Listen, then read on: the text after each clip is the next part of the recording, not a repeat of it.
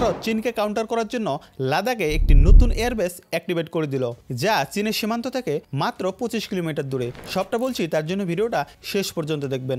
এটা হচ্ছে আমাদের ভারত, এটা লাদাখ, আর এটা হলো অক্সাই চীন, যেটা চীন অবৈধভাবে দখল করে নিয়েছে। আর এখানে রয়েছে এলএসি অর্থাৎ লাইন অফ অ্যাকচুয়াল কন্ট্রোল, যেখান থেকে মাত্র 25 কিলোমিটার দূরে ভারত তৈরি করেছে নিয়মা এয়ারবেস। এটি তৈরি করা হয়েছিল 1962 সালে ভারত চীন যুদ্ধের সময়, কিন্তু তখন এটি এএলজি অর্থাৎ অ্যাডভান্স ল্যান্ডিং গ্রাউন্ড হিসেবে কাজ করত।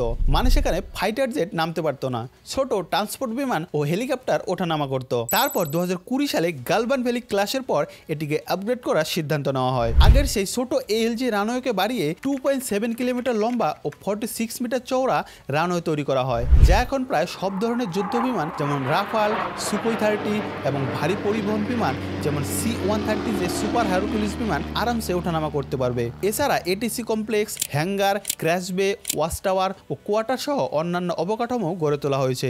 নভেম্বরের 12 তারিখে এটিকে উদ্বোধন করা হয়েছে। উদ্বোধনের সময় air chief marshal AP Singh একটি C-130 যে বিমান নিয়ে ল্যান্ড করেছেন, যা দেখায় এটি এখন ভারতীয় বিমান বাহিনীর জন্য সম্পূর্ণরূপে অপারেশনাল। আর চীনের জন্য একটি নিঃসন্দেহে একটি বড় চিন্তার বিষয়, কারণ এখান থেকে ভারত সরাসরি চীন সেনার উপর নজরদারি করতে পারবে ও যুদ্ধকালীন সময়ে ভারী সামরিক সরঞ্জাম, ট্যাঙ্ক, আর্ম ভেহিক্যাল ও আর্মির জন্য রসদ সরাসরি সীমান্তে নামাতে পারবে। নিয়মা এয়ারবেস ভারতের জন্য একটি গেম চেঞ্জার। আপনার কি মনে হয় কমেন্টে অবশ্যই জানাবেন।